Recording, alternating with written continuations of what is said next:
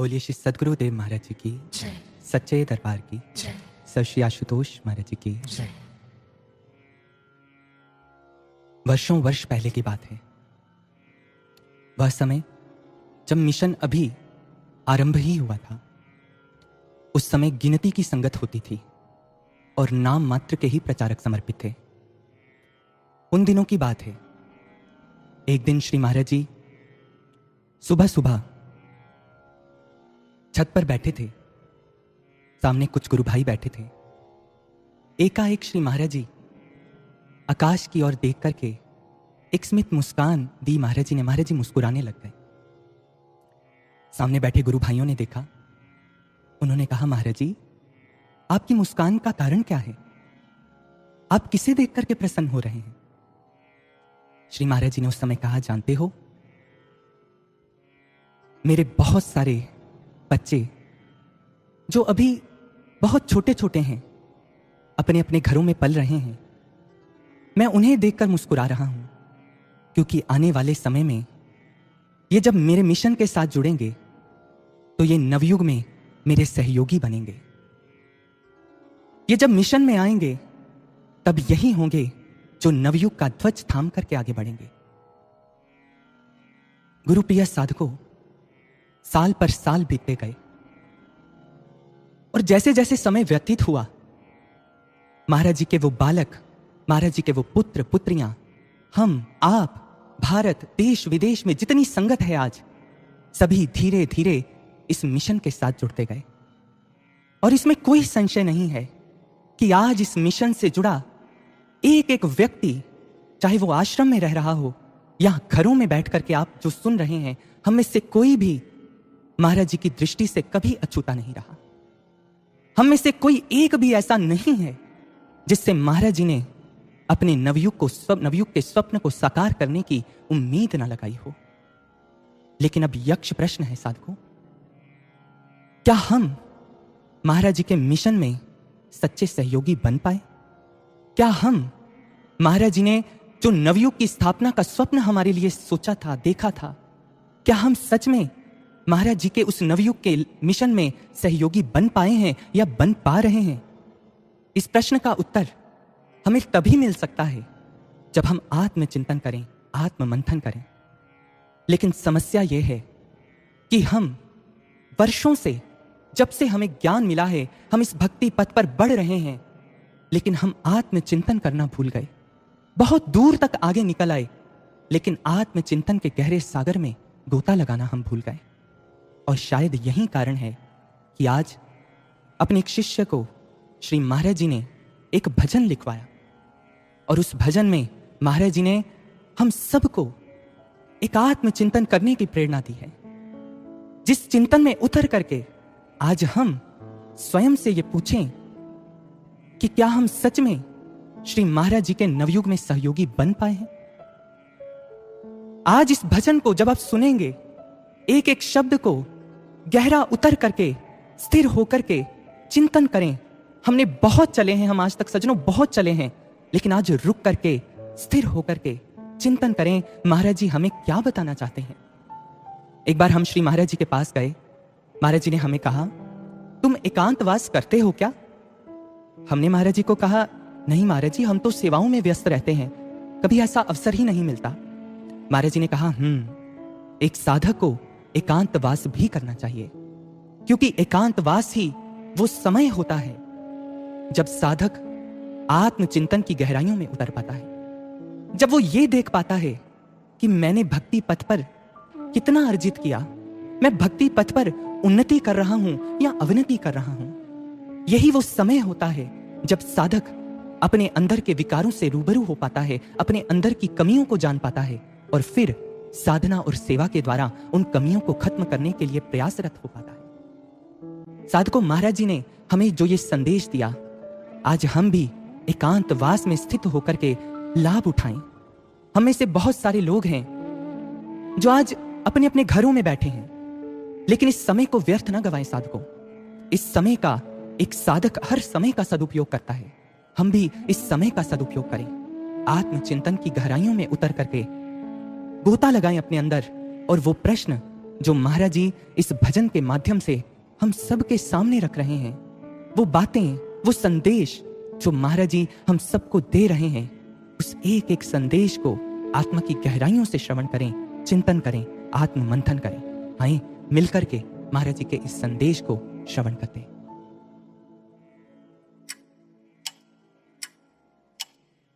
जो एक एक क्षण अपना व्यर्थ गवाए,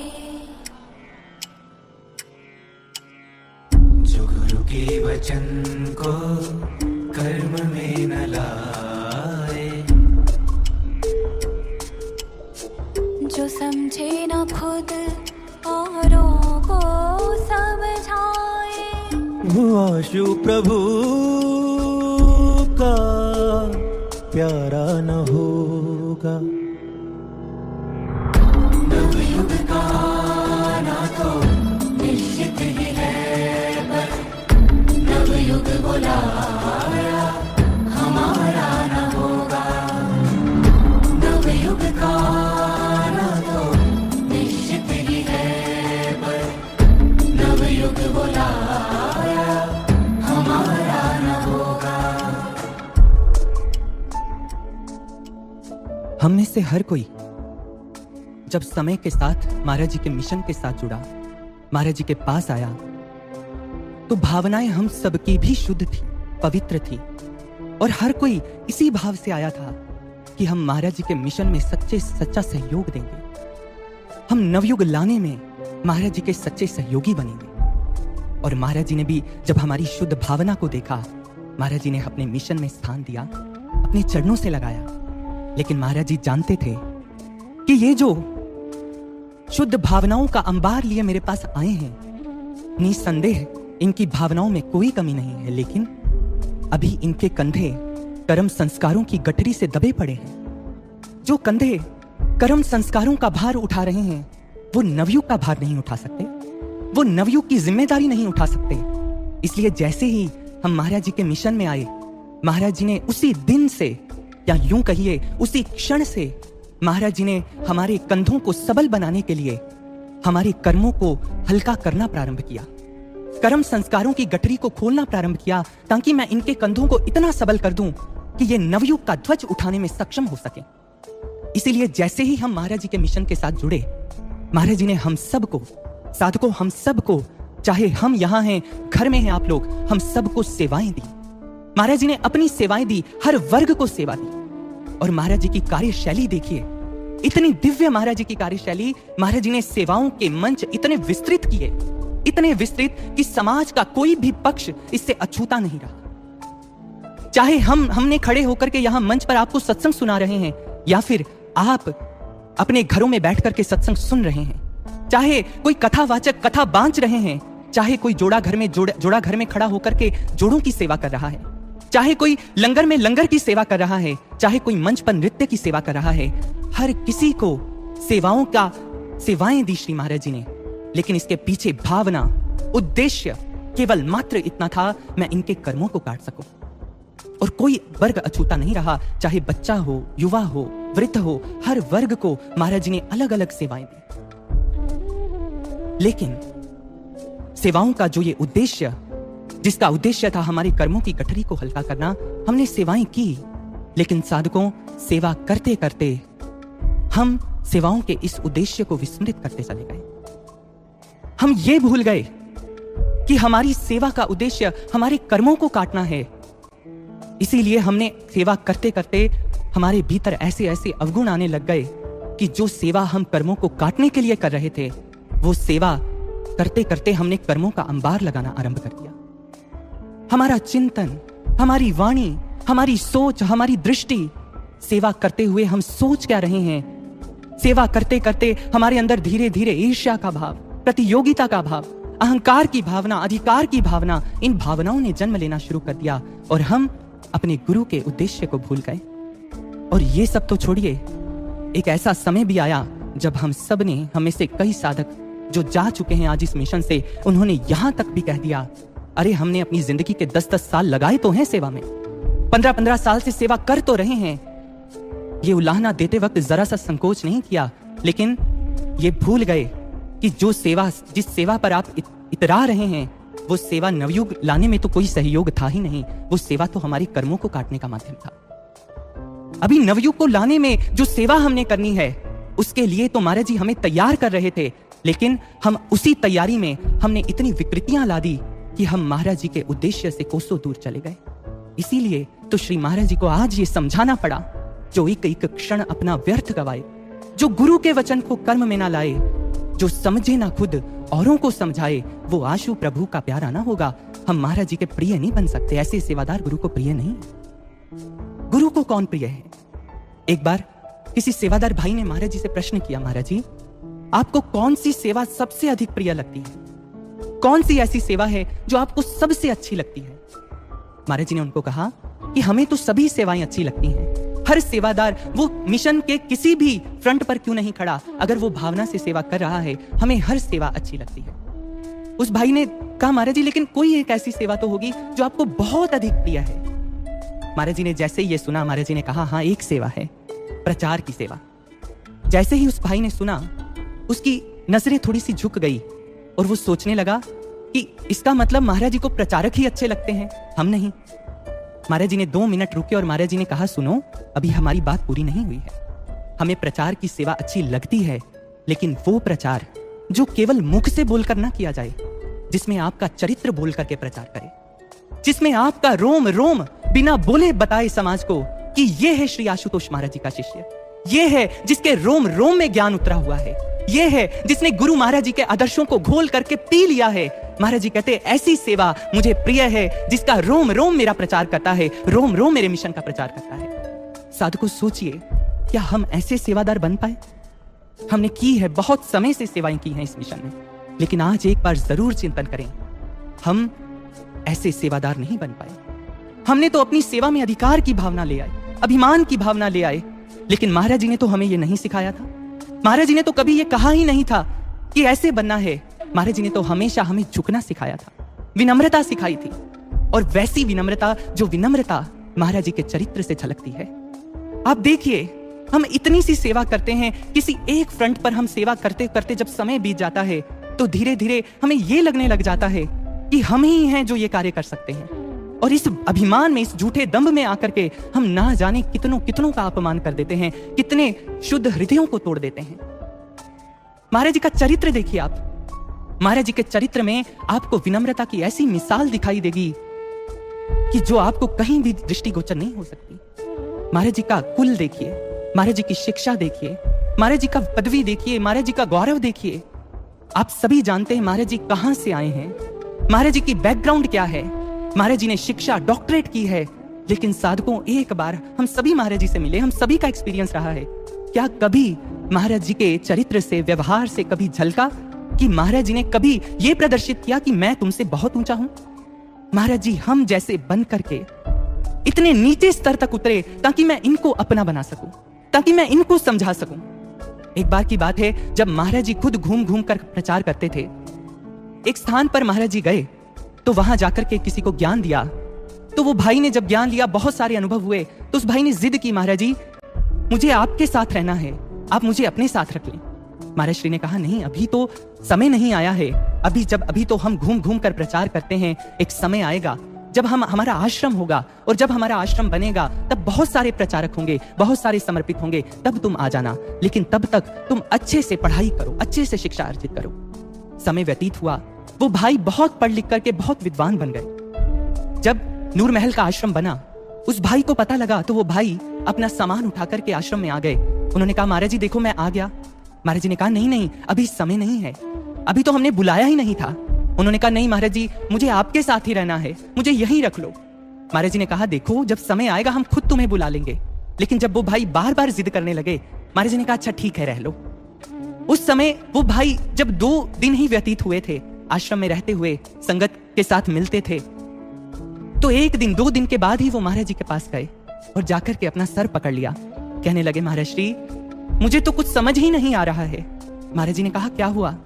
कहने लगे, महाराज जी यहाँ पर जो लोग हैं वो इतने भोले हैं, संगत इतनी भोली है कि मैं उनको कुछ समझाना चाहता हूं, वो समझ ही नहीं पाते। महाराज जी ने मुस्कुराने लग गए। महाराज जी ने कहा, हमने कहा था ना, अभी ये तो बहुत भोले भाले लोग हैं, ये तुम्हारी विद्वतापूर्ण बातें नहीं समझेंगे। अभी समय नहीं आया है तुम्हारे आने का। धीरे धीरे जब प्रचार बढ़ेगा तो फिर बहुत सारे विद्वत लोग भी जुड़ेंगे, तब तुम्हारी सेवा की जरूरत होगी। उस भाई ने कहा, महाराज जी लेकिन आप भी तो रहते हो इनके साथ, महाराज जी आप भी तो रह रहे हो। अब देखिए महाराज जी ने क्या कहा। महाराज जी ने कहा, हमारा क्या है, हम तो जो जैसा होता है हम वैसे ही बन जाते हैं, हमारा क्या है। देखिए गुरु की विनम्रता, देखिए गुरु भाइयों, महाराज जी ने अपने चरित्र से हमें सिखाया कि तुम्हारा चरित्र इतना विनम्र हो, तुम्हारे व्यक्तित्व में इतना लचीलापन हो कि गुरु जहां रखे वैसे तुम रह सको।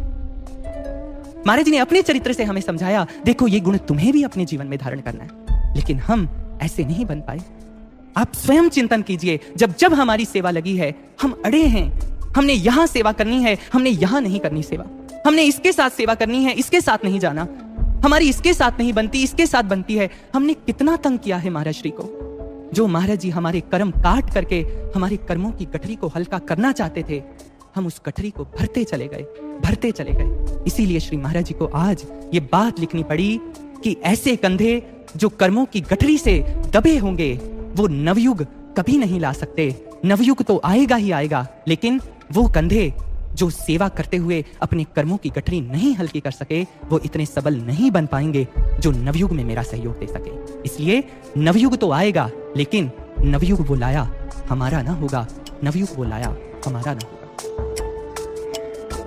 किधर को जाना, किधर जा रहे हम, है अल्प ज्ञान निद्रा में सुस्ता रहे हम, वाणी गुरु की न सुन पा रहे हम। जागो ये अवसर दोबारा न होगा। नवयुग का आना तो निश्चित ही है, पर नवयुग बुलाया हमारा न होगा, नवयुग बुलाया हमारा न होगा। एक बार एक गुरु भाई को महाराज जी ने पीतमपुरा आश्रम में बुलाया और उन्हें कहा कि आज तुम्हें सत्संग करना है, नीचे हॉल में इंग्लिश में सत्संग करना है। वो गुरु भाई ने जैसे ही सुना, उस समय उनकी इंग्लिश पर इतनी अच्छी कमांड नहीं थी और महाराज जी ने टॉपिक भी उनको साइंस बेस्ड टॉपिक दिया कि इस टॉपिक पर तुम्हें इंग्लिश में सत्संग करना है। वो गुरु भाई नीचे हॉल में गए और उन्होंने जाकर के सत्संग किया। एक तो टॉपिक बहुत मुश्किल था, दूसरा उनकी लैंग्वेज पे इतनी अच्छी कमांड नहीं थी। उन्होंने जैसे तैसे सत्संग कर तो दिया, लेकिन जितना भी फीडबैक उनको मिला वो अच्छा नहीं था, क्योंकि ना तो संगत को कुछ समझ आया सामने जो बैठे थे और ना ही वो ढंग से व्यक्त कर पा रहे थे अपनी बात को। जैसे ही सत्संग समाप्त हुआ और वो ऊपर पहुंचे, ऊपर पहुंचने तक में जितने भी लोग उनको मिले, सबने उनको कहा कि भैया आज मजा नहीं आया, आज आनंद नहीं आया। वो भाई जब तक महाराज जी के कक्ष तक पहुंचे, तब तक उनके अंदर आत्महीनता की इतनी ज्यादा भावना प्रबल हो चुकी थी कि वो झुके हुए कंधों से कक्ष में प्रविष्ट हुए और जाकर के प्रणाम करते हुए बोले, महाराज जी मैंने आज अच्छा नहीं किया ना, महाराज जी मैं अच्छे से आज आपकी सेवा नहीं कर पाया ना। महाराज जी ने जैसे ही देखा कि ये तो आत्महीनता का शिकार हो चुका है, महाराज जी अपने उसी बुलंद स्वर में बोले, महाराज जी कहते, अरे नहीं नहीं, तुमने तो आज कमाल ही कर दिया, अरे इतना अच्छा सत्संग किया तुमने, इतना अच्छा बोले, आनंद ही आ गया। वो भाई थोड़े से उत्साहित हुए, उन्होंने कहा, महाराज जी लेकिन जितने लोग मुझे मिले उन्होंने तो कहा कि उनको कुछ समझ ही नहीं आया, उनको बिल्कुल अच्छा नहीं लगा महाराज जी। महाराज जी कहते, तो क्या हुआ, उनको अच्छा नहीं लगा, हमें तो बहुत अच्छा लगा, हमें तो बहुत आनंद आया, हमें तो बहुत अच्छा लगा। वो गुरु भाई प्रसन्नचित हो गए। सज्जनों, घटना बहुत छोटी है लेकिन संकेत बहुत बड़ा है। महाराज जी ने जब हमें सेवाएं दी तो महाराज जी ये चाहते थे कि सेवाएं करते हुए तुमने इधर उधर नहीं देखना है, तुमने लोगों को नहीं देखना है, तुमने मेरे साथ जुड़ करके रहना है। सेवा में इस बात का ध्यान रखना है, मेरा गुरु प्रसन्न हो रहा है कि नहीं। सेवा दूसरों को खुश करने के लिए नहीं करनी है, सेवा वाहवाही लूटने के लिए नहीं करनी है, सेवा तो गुरु को प्रसन्न करने के लिए करनी है। गुरु प्रसन्न हो रहा है कि नहीं, इस बात का ध्यान रखना है। लेकिन हमने क्या गलती की है, एक और गलती सबसे बड़ी, हम सेवा करते करते जो सेवा की धुरी थी वो धुरी हमसे छूट गई। हम गुरु से बिछुड़ते चले गए। वो भाव जो हमें गुरु से बांध करके रखता था कि नहीं हम महाराज जी के लिए कर रहे हैं, नहीं हमें महाराज जी के लिए सेवा करनी है, नहीं हमें गुरु को प्रसन्न करना है, वो भाव कहीं लुप्त होता चला गया और हम गुरु से छूट करके जगत की ओर उन्मुख हो गए। और फिर क्या हुआ? फिर धीरे धीरे सेवाओं में हमें जब ऐसे ऐसे लोग मिले, जब कर्म काटने के लिए महाराज जी ने हमें ऐसे लोगों के बीच में रखा जिनसे हमारा मतभेद होता था, तो हम कष्ट का अनुभव करने लग गए। हमें यह अनुभव होने लग गया कि नहीं हम अब और सेवा नहीं कर सकते, और हम महाराज जी के पास या अपने सेवा प्रमुख के पास चले जाते, भैया हमारी सेवा बदल दीजिए, महाराज जी हमारी सेवा बदल दीजिए, हम ये सेवा नहीं कर सकते। लेकिन महाराज जी तब भी एक गंभीर दृष्टि हम पर डाला करते, अरे तू तो मुझे पाने आया था, तूने तो मेरी ओर ध्यान रखना था, तू कब से उनको देखने लग गया? तुझे उनको थोड़े ना देखना था, तुझे तो मुझे पाना था। महाराज जी ने हमें बहुत बार संकेत दिए और कई बार तो महाराज जी ने बोल करके भी हमें बोला, मुझे देख करके चलो, यहां सिर्फ गुरु ही पूर्ण है, अपने गुरु को देख करके चलो। क्या आप सबने ये वचन नहीं सुने? क्या नहीं है आप साक्षी महाराज जी के इस वाक्य के? लेकिन हमने महाराज जी की इस बात को सुन करके भी अनसुना किया, हम नहीं समझ पाए ये बात। और फिर हुआ क्या? सेवाओं में मतभेद हुए, मनभेद हुए और हम गुरु से दूर हुए, गुरु के मिशन से दूर हुए, गुरु के आदर्शों से दूर हुए, क्योंकि गुरु छूट गया हमसे। एक बार एक गुरु भाई किसी दूसरे सेवादार की शिकायत लेकर महाराज जी के पास पहुंचे। जैसे ही महाराज जी के पास पहुंचे, उन्होंने सारी बात बताई कि महाराज जी वो ऐसे ऐसे करते हैं। महाराज जी ने कहा, अच्छा बुलाओ तो उसको। और जिसकी शिकायत लगी थी उस सेवादार भाई को भी महाराज जी ने अपने सामने बुला लिया। महाराज जी ने कहा, अच्छा क्या कह रहे थे तुम? उस भाई ने जैसी कि तैसी वैसी ही सारी बात जिनकी शिकायत थी उनके सामने रख दी। जैसे ही उस भाई ने ये सुना, और वो भाई तो तुरंत ही आग बबूला हो गए, कहने लगे, महाराज जी ये तो झूठ बोल रहे हैं, ये तो असत्य है, मैंने तो ऐसा कुछ किया ही नहीं। और वहां पर दोनों के बीच में कहा सुनी होने लग गई, आर्ग्यूमेंट्स होने लग गए। महाराज जी दोनों को देख रहे थे। महाराज जी ने कहा, अच्छा ठीक है जाओ तुम। दोनों को बाहर भेज दिया। शाम हुई तो जिन भाई की शिकायत लगी थी वो महाराज जी के पास पहुंचे। जाकर के उन्होंने कहा, महाराज श्री आप तो अंतर्यामी हैं, आप तो जानते हैं कि वो मेरी झूठी शिकायत कर रहे थे, फिर आप मेरे पक्ष में बोले क्यों नहीं?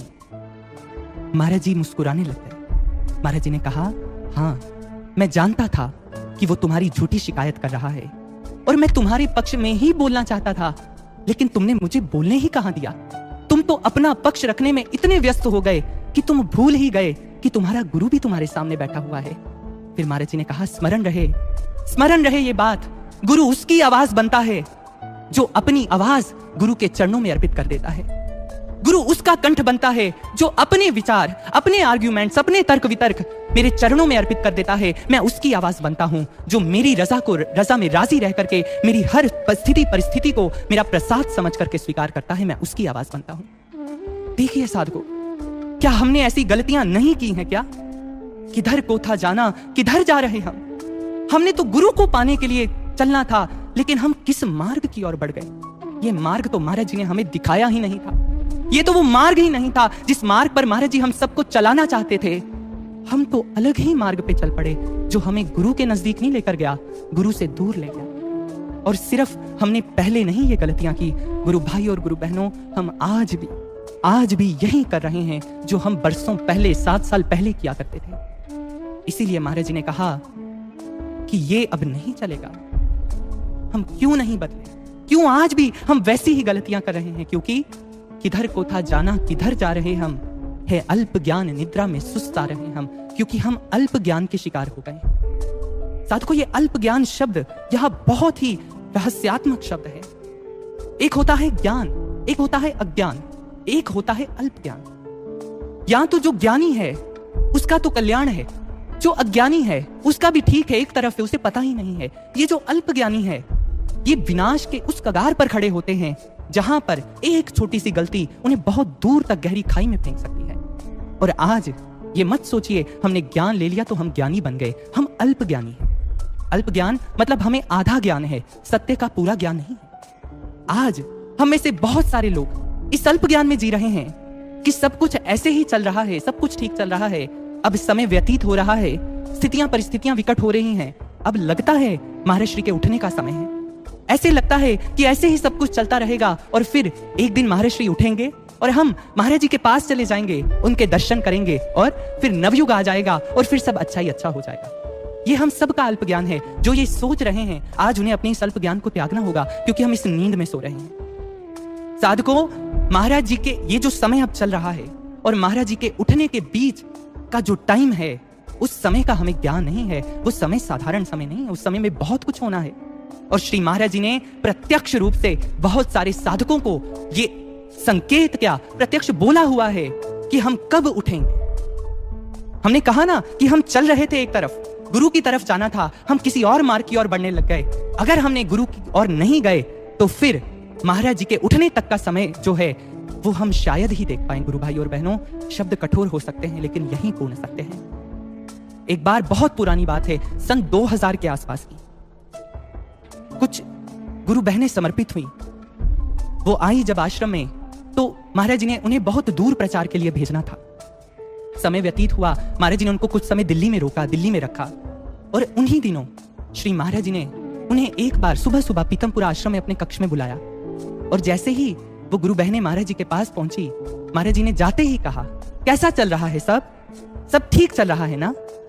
गुरु बहनों ने कहा, महाराज जी बहुत अच्छा चल रहा है, आपके साथ यहां रह करके बहुत अच्छा लग रहा है महाराज जी, हमें तो इस पथ पर बहुत मजा आ रहा है। महाराज जी ने जैसे ही ये सुना, महाराज जी थोड़ा गंभीर हो गए। महाराज जी कहने लगे, लेकिन भक्ति पथ पर तो मजा नहीं आता ना, भक्ति पथ तो खांडे की धार होता है, यहां पर तो तुम्हारा रक्त भी निकलेगा, यहां पर तो चलना बहुत कष्टप्रद होता है, तुम्हें कैसे आनंद आ रहा है? गुरु बहनें थोड़ा सतपका गई कि महाराज जी कहना क्या चाह रहे हैं। फिर महाराज जी ने कहा, समय आने वाला सही नहीं है, ये जो तुम देख रहे हो ना, अभी तो सब कुछ ठीक चल रहा है, लेकिन धीरे धीरे ऐसी परिस्थितियां बनेगी, बड़े बड़े स्तंभ गिरेंगे, जिनसे प्रेरणाएं लेकर के तुम मिशन से जुड़े थे, वो लोग भी एक दिन मिशन छोड़ करके चले जाएंगे। ऐसा समय आ जाएगा, इसलिए सावधानी से चलना है, सतर्कता से चलना है। और उस समय के दौरान हमसे भी तुम बात नहीं कर पाओगे, बाहर से हमारा कोई मार्गदर्शन नहीं कर पाओगे। गुरु बहनों ने कहा, महाराज जी फिर? महाराज जी ने कहा, उस समय मेरे स्वरूप से बातें करनी है, मेरे स्वरूप से प्रार्थना करना है। ये नहीं सोचना है अगर वो नहीं टिक पाए तो हम भी नहीं टिक पाएंगे। मैं तुम सबका साथ दूंगा, मैं तुम सबके साथ चलूंगा, लेकिन मेरे से जुड़ करके रहना है, मेरे संग चलना है। और हां, जब ये सब हो जाएगा, डरना नहीं है। उसके बाद फिर वो समय आएगा जब पूरे विश्व में दिव्य ज्योति ही होगा, हर तरफ दिव्य ज्योति ही होगा, हर तरफ गुरु ज्ञान का डंका बजेगा। फिर वो समय आएगा। देखिए साधकों, महाराज जी के उठने और नवयुग के आने के बीच का जो फेज है, वो महाराज जी ने बोल करके गुरु बहनों को बताया। और ये कोई एक घटना नहीं, दूसरी घटना, जब बहुत पहले 1990s में महाराज जी ये कहा करते थे कि मैं अलोप हो जाऊंगा, तब बहुत विरोध होगा, बहुत विरोधी स्वर उठेंगे। तो एक दिन एक गुरु भाई ने बड़े भावुक होकर के महाराज जी से कहा, महाराज जी फिर आप लौटेंगे कब? आप कब लौट करके आएंगे? महाराज जी ने उन्हें कहा, मैं तब लौट करके आऊंगा जब इस मिशन में केवल वो लोग होंगे जो सिर्फ और सिर्फ मुझसे प्रेम करते हैं, जिनके लिए गुरु से बढ़कर कुछ नहीं, जिनके हृदय में मैं बस चुका हूं। मैं उनके बुलाने पर, जब वो बुलाएंगे तब मैं उनके बुलाने पर आऊंगा। और हां, ये याद रखना, उसके बाद फिर प्रचार का ऐसा डंका बजेगा, उन लोगों से मैं विश्व में ऐसा तहलका मचा दूंगा, पूरे विश्व में ज्ञान का डंका बजेगा। दूसरी घटना, इसमें भी महाराज जी ने नवयुग आने से पहले, महाराज जी के उठने से पहले का जो फेज है, वो महाराज जी ने बताया कि हमें गुरु प्रेम से जुड़ना पड़ेगा, हमें गुरु से जुड़ना ही पड़ेगा। और महाराज जी ने जब से हम मिशन से जुड़े हैं, सेवाएं दे करके महाराज जी ने बार बार प्रत्यक्ष अप्रत्यक्ष रूप से हमें कहा, मुझसे जुड़ो, जो मुझसे जुड़ेगा वही आगे तक चल पाएगा। लेकिन हम ना तो तब महाराज जी की बात सुन पाए और ना ही हम आज महाराज जी की बात सुन पा रहे हैं। इसलिए साधकों, सुने आज ये बात। इसीलिए महाराज जी ने आज इस भजन में फिर से ये आवाहन किया है, वाणी गुरु की ना सुन पा रहे हम, जागो ये अवसर दोबारा ना होगा, जागो ये अवसर दोबारा ना होगा। अपनी अल्प ज्ञान निद्रा से हम जागें और महाराज जी से ऐसा कनेक्शन स्थापित कर लें, अंदर से जुड़ जाएं, ताकि महाराज जी के हर संकेत को हम समझ पाएं, महाराज जी की हर बात को समझ पाएं। और जब वो परीक्षा काल आए तो हम डट करके महाराज जी के इस पथ पर आगे बढ़ें। आए आगे महाराज जी हमें क्या समझा रहे हैं, श्रवण करें हम वही बस जो हमको है भाई, वो जितना बनाए हम बिगड़ते ही जाए।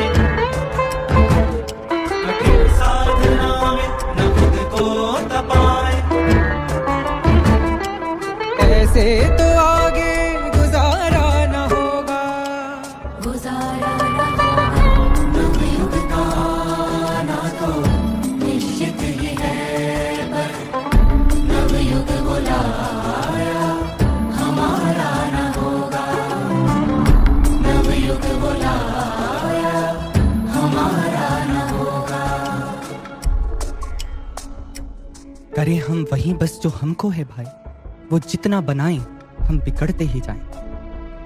गुरु भाइयों, गुरु बहनों, झांक कर देखें अपने हृदय में, महाराज जी का दर्द झलक रहा है इन पंक्तियों में। कितनी मेहनत महाराज जी ने हम सब पर की, महाराज जी ने हमें बनाने के लिए महाराज जी ने क्या क्या नहीं किया है। गुरु भाई और बहनों, सबसे पहले महाराज जी ने अपने प्रेम के वशीभूत होकर के हमें ज्ञान दिया। वो ज्ञान जिसे सिद्ध करने के लिए श्री महाराज जी ने कितना यत्न किया था। गुरु भाई और बहनों, महाराज जी ने कितना प्रयत्न किया, कहां भ्रमण नहीं किया था इस ज्ञान को प्राप्त करने के लिए। श्री महाराज जी ने गंगोत्री, यमुनोत्री, रुद्रप्रयाग, असम, सिलीगुड़ी, हर क्षेत्रों में महाराज जी विचरण करते गए सिर्फ इस ज्ञान की खोज में, इस ज्ञान को प्राप्त करने के लिए।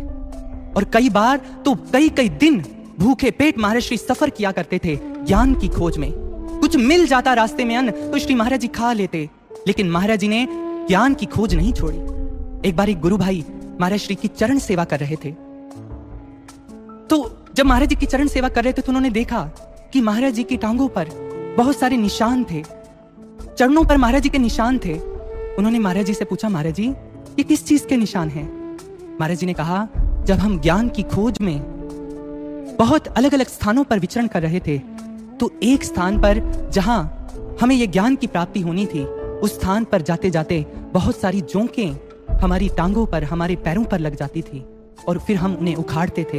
ये उनके निशान हैं। देखिए महाराज जी ने कितना संघर्ष किया इस ज्ञान को सिद्ध करने के लिए, और हमें महाराज जी ने सहजता से, गुरु भाइयों बहनों, हमने 4 से 5 सत्संग सुने, हमने 2 दिन की कथा सुनी, तो महाराज जी ने वो ज्ञान सहजता से हमारी झोली में डाल दिया।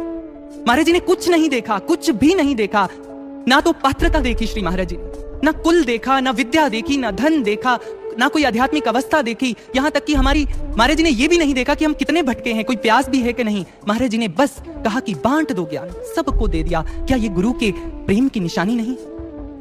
क्या नहीं दिया महाराज जी ने? और हमें ज्ञान देते हुए अपनी संगत के लिए महाराज जी के हृदय में जो प्रेम, जो हृदय धड़कता है अपनी संगत के लिए, उसकी तो कोई शब्दों में व्याख्या भी नहीं की जा सकती। सब कुछ महाराज जी ने कहा, मेरी संगत सब कुछ है मेरे लिए, मेरे बच्चे सब कुछ हैं। क्या गुरु का प्रेम नहीं? और अपने समर्पित शिष्यों के लिए तो गुरु महाराज जी की प्रेम देखिए उनका।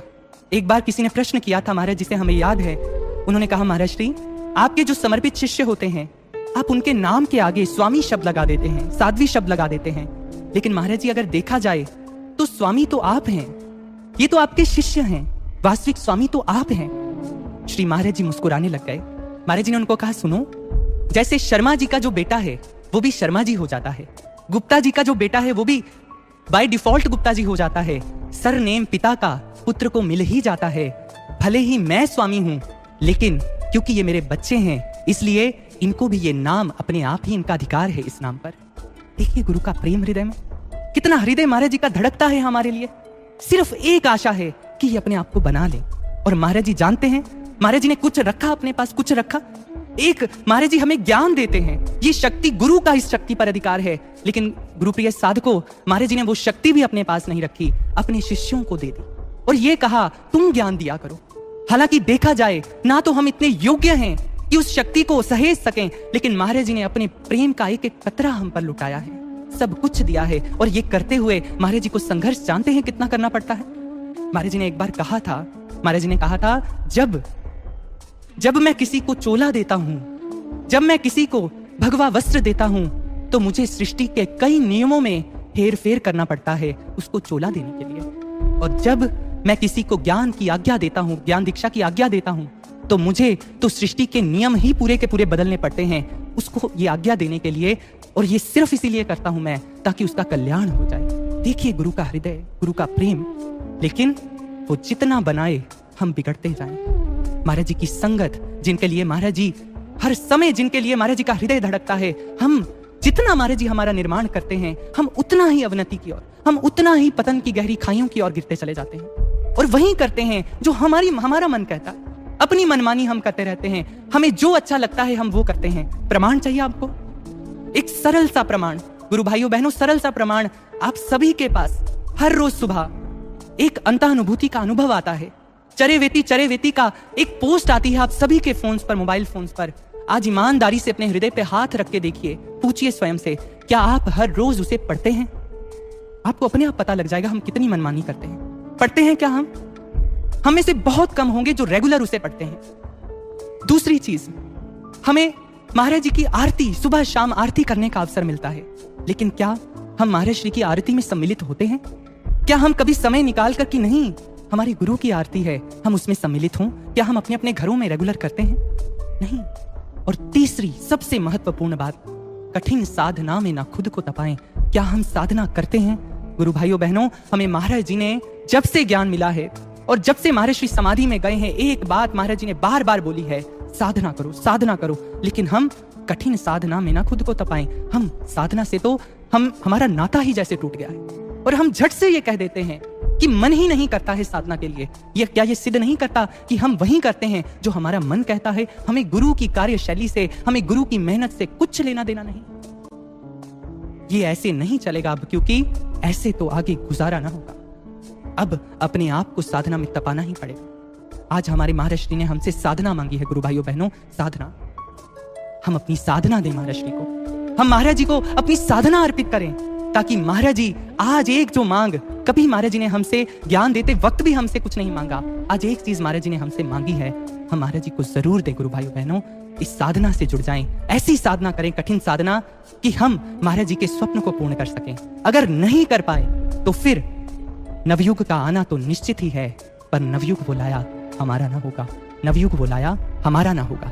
क्योंकि नवयुग एक चीज मांगता है, या मिशन महाराज जी का एक चीज मांगता है हम सबसे, और इस मिशन से जुड़ने का, इस मिशन में रहने का एक अपरिहार्य, एक इनएविटेबल लॉ है, एक शर्त है। अगर इस मिशन में रहना है, वो शर्त क्या है महाराज जी हमें बता रहे हैं। आइए श्रवण करें।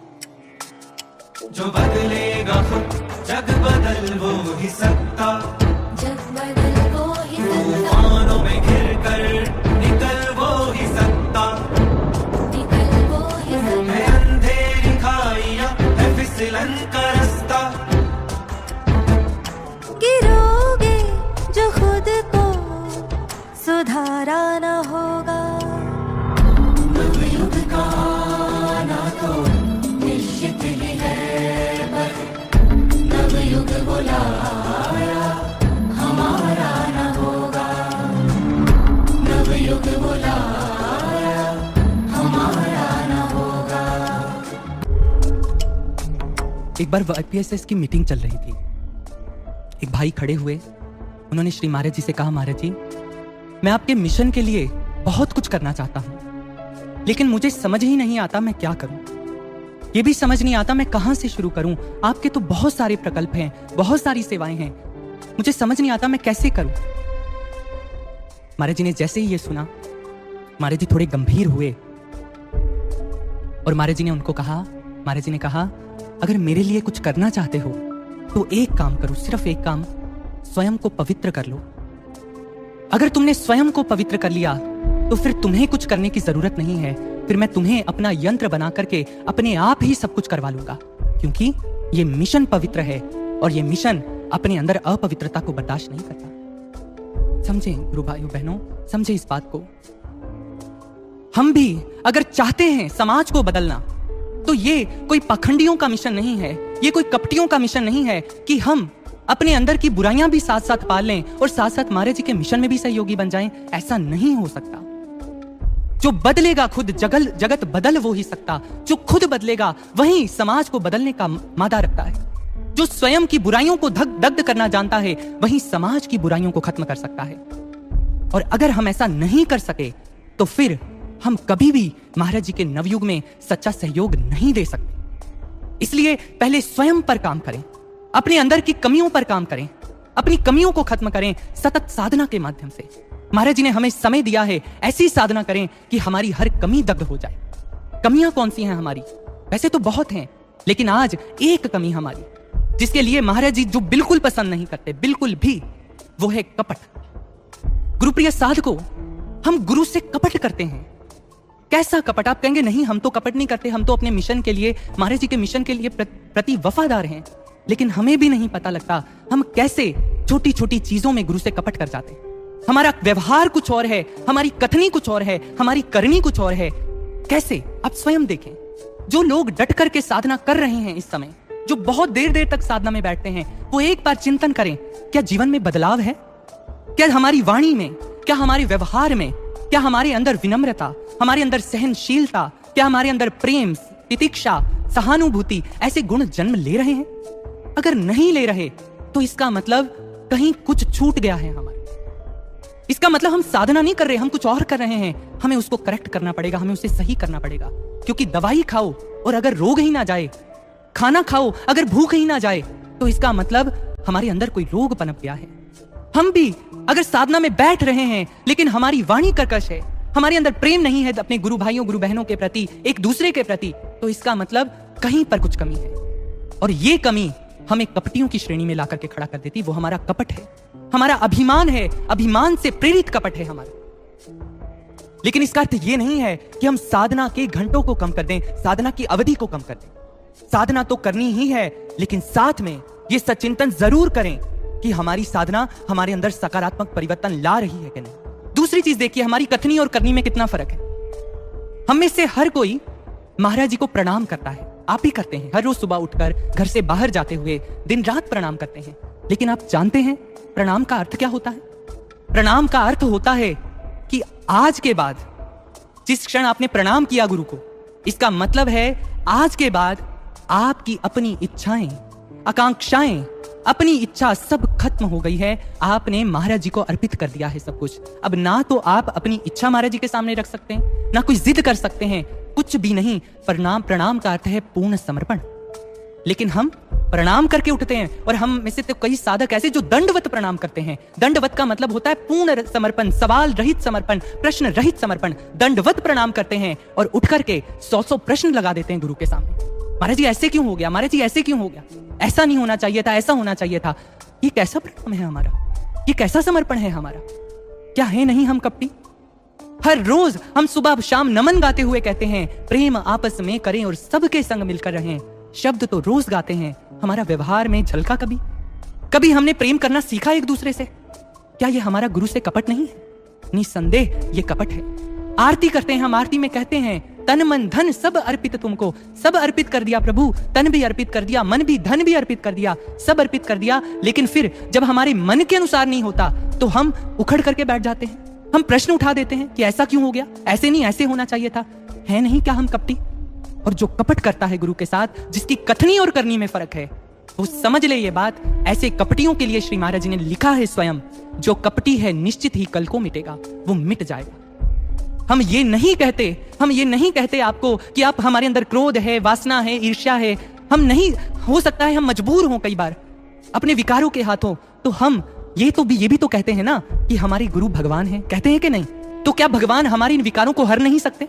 क्या महाराज जी हमारे विकारों को दूर नहीं कर सकते? क्या महाराज जी हमें साधना में नहीं बिठा सकते? बिठा सकते हैं, लेकिन हमारी वाणी में कपट है, हमारे चरित्र में कपट है। गुरु को तो भगवान कह देते हैं, लेकिन कभी उन्हें भगवान जानकर तो देखो। एक बार गुरु को भगवान समझ करके साधना में बैठ करके देखो, विकारों की क्या मजाल है आपको पद से गिरा सकें, क्योंकि गुरु भगवान है हमारे। लेकिन समस्या यह है, क्योंकि हम जाने अनजाने इतना महाराज जी से कपट कर जाते हैं। कहने को तो भगवान है, आशुतोष भगवान है, लेकिन कर्म में कभी जाना नहीं। अगर जाना होता तो ये शिकायत सुनने को ना मिलती कि साधना में नहीं बैठा जाता। क्या आपका भगवान आपको साधना में नहीं बिठा सकता? बिठा सकता है। एक बार सच्चा समर्पण करके तो देखिए। लेकिन हम नहीं बदल पाए, और अगर नहीं बदले तो इस वाणी को अपने जहन में बिठा लीजिए कि नवयुग तो आएगा, युग परिवर्तन होना ही है, उसे सुनिश्चित जानो। वो तो निश्चित है गुरुप्रिय साधकों, लेकिन हम नहीं बदल सके तो हम बदल दिए जाएंगे। हम नहीं कर पाए तो फिर नवयुग किसी और की सेवा लेगा, नवयुग किसी और के माध्यम से आ जाएगा। हमें बदलना होगा।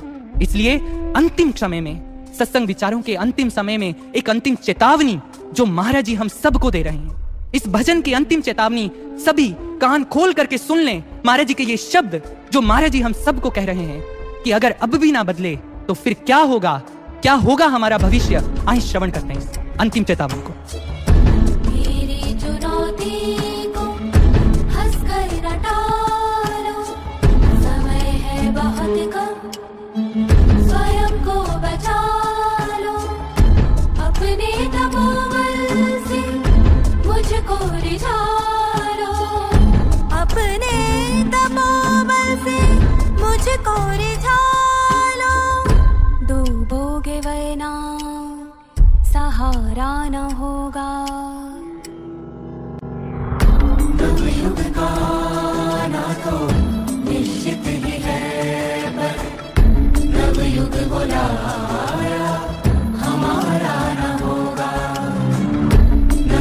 बुलाया हमारा न होगा। जब भी वो शक्ति इस धरती पर आती है तो उनके दो उद्देश्य होते हैं, परित्राणाय साधूनां विनाशाय च दुष्कृतां धर्म संस्थापनार्थाय संभवामि युगे युगे। भक्तों का कल्याण, भक्तों का निर्माण और धर्म की संस्थापना। महाराज श्री ने हम जैसे शिष्यों के निर्माण में 30 वर्ष लगाए। एक एक क्षण हम सबको दिया है हमारे निर्माण में, हमें बनाने के लिए। लेकिन अगर इतने समय में 30 वर्ष महाराज जी ने साकार सानिध्य दिया और 7 वर्ष आज हो चुके हैं समाधि में, जिसमें भी महाराज जी ने अपने प्रेम में कोई कमी नहीं छोड़ी है, पग पग पर मार्गदर्शन दिया है। 37 वर्ष हमने इस मिशन में महाराज जी ने दिए हैं अपने भक्तों का निर्माण करने के लिए। लेकिन अगर आज भी हम नहीं बन पाए, अगर आज भी हम नहीं सुधर पाए, नहीं बन पाए, तो अब फिर दूसरा समय आ चुका है, धर्म संस्थापना का समय। अब समय आ गया है जब महाराज जी ने धर्म की संस्थापना करनी है, विश्व का निर्माण करना है, नवयुग का निर्माण करना है।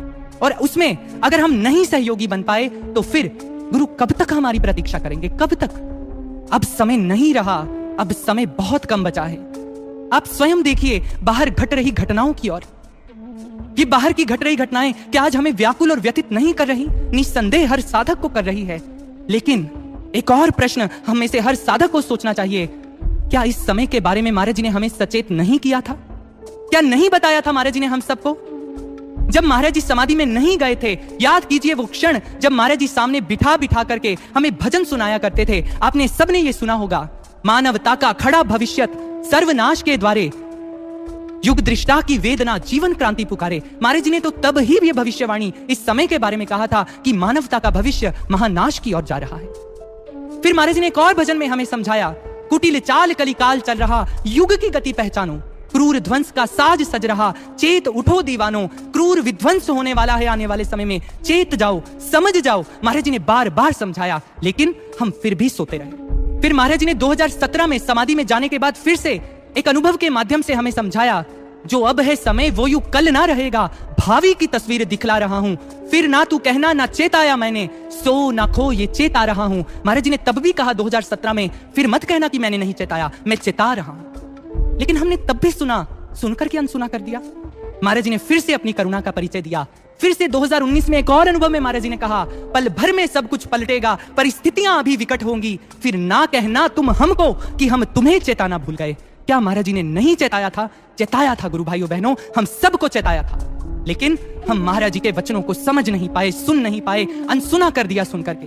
आज एक एक घटना हूबहू वैसे घट रही है जो श्री महाराज जी ने कहा था। और अब फिर से महाराज जी ने इस भजन में एक और चेतावनी दी है, मेरी चुनौती को हंसकर ना टालो। हमने तब जितनी भी चेतावनियां सुनी, हम में से कई ऐसे साधक होते थे जो अक्सर कटाक्ष करते हुए पूछा करते थे ना, भैया ये हर बार ही सुनते हैं जी, समय बड़ा भयानक आने वाला है, समय बड़ा भयानक आने वाला है, ये कब आएगा समय? देखिए आज हमने उस समय भी महाराज जी के भजनों को हंस करके टाल दिया, और आज भी हंस करके मत टालो। महाराज जी ने कहा, मेरी चुनौती को हंसकर ना टालो, समय है बहुत कम, स्वयं को बचा लो। आज फिर से एक और चेतावनी महाराज जी ने हम सबको दी है, बहुत कम समय बचा है, बहुत कम समय बचा है, अपने आप को बचा लो। जिनको ये अनुभव हुआ था, महाराज जी ने ये अनुभव करवाया था, यूं तो महाराज जी ने उनको 2015 में ये अनुभव में लिखवाया था वचन, लेकिन महाराज जी ने तब कहा कि अभी नहीं, अभी इसका समय नहीं आया है, जब समय आएगा हम तब तुम्हें बताएंगे। और आज जब ये भजन रिलीज हो रहा है, इस भजन के माध्यम से महाराज जी ने कहा, अब समय आ गया है, अब बताओ सबको कि समय है बहुत कम, स्वयं को बचा लो, अपने आप को बचा लीजिए गुरु भाइयों बहनों, स्वयं पर काम कीजिए, अब समय नहीं रहा। अब ये छोटी मोटी ढीली ढाली साधनाओं से काम नहीं चलने वाला, अपने तपोबल से मुझको रिझा लो, अपने तपोबल से मुझको रिझा लो। महाराज जी ने कहा, वरना डूबोगे, वरना सहारा ना होगा, फिर तड़पते रहोगे, कहीं कोई रास्ता नहीं मिलेगा। क्यों? क्योंकि गुरु, यूं तो गुरु करुणा वरुणालय होते हैं, शिष्यों का निर्माण करते हैं, लेकिन ये बात आज गांठ बांध लीजिए आप सब कि जो गुरु के मिशन में सहयोगी नहीं होते, जो नवयुग के अनुरूप स्वयं को नहीं ढाल पाते, उन्हें नवयुग में कोई स्थान नहीं मिलेगा, उनको नवयुग में कोई स्थान नहीं मिलता। इतिहास साक्षी है। भगवान श्री कृष्ण ने जब महाभारत युद्ध के बाद नवयुग की स्थापना की, शांति की स्थापना की, तब उनके स्वयं के परिवार वाले, उनकी स्वयं की संतानें नवयुग की शांति की स्थापना में बाधक बनकर के खड़ी हो गई। उनके स्वयं के बच्चे, स्वयं के पुत्र मदिरापान करने लग गए, मद्यपान करने लग गए, जो एक शांत युग में जो कदापि स्वीकार्य नहीं था। भगवान कृष्ण ने बार बार समझाया द्वारिका वासियों को कि नहीं, ये गलत है, बदल जाओ, बदल जाओ। जब नहीं बदले तो फिर दुर्वासा ऋषि के माध्यम से संपूर्ण द्वारिका को श्राप मिला, और फिर वहीं भगवान कृष्ण जिन्होंने अपने द्वारा द्वारिका का निर्माण किया था, वहीं द्वारिका के वासी आपस में लड़ लड़ करके मर गए। क्यों? क्योंकि उनके उस शांत युग में कोई स्थान नहीं था। ये मायने नहीं रखता कि कोई भगवान की स्वयं की संतान क्यों नहीं है। जो नवयुग के योग्य नहीं बन पाते हैं, उनको नवयुग में कोई स्थान नहीं मिलता। ये उदाहरण हमें समझाता है। इसलिए समझ जाएं, संभल जाएं। अब समय नहीं बचा है हमारे पास। हमने 7 साल गवा दिए, गुरुप्रिय साधकों, हमने 7 साल गवा दिए। लेकिन महाराज जी ने अब भी समय है, ऐसा नहीं है समय चला गया, अब भी समय है। अब से ही समय को संभाल लीजिए, ऐसी साधना कीजिए। इधर उधर समय व्यर्थ गवाने का अब समय नहीं रहा। अब हमारी आध्यात्मिक जीवन की इमरजेंसी है, आप कह सकते हैं। अगर भक्ति को बचाना है, महाराज जी की मेहनत को बचाना है और महाराज जी के सच्चे सहयोगी बनना है, तो ऐसा तपोबल अर्जित कीजिए, ऐसी साधना अर्जित कीजिए, वो साधना जिसमें बदलाव हो, जिसके अंदर निर्माण हो हमारा। अगर नहीं कर पाए तो फिर हमारा भी नवयुग में कोई स्थान नहीं होगा। बड़े दुख के साथ हम नहीं कह रहे,